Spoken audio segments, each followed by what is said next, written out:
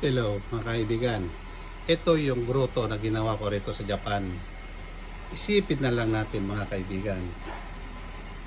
Ilan libo kaming Pilipino na naninirahan dito sa Japan. Pero ilan lang, 2 o 3 lang kami na may grotong ganito dito sa Japan. Isipin niyo mga kaibigan, kung talaga hindi ako sinadya ng Panginoon na gawin ko ito, paano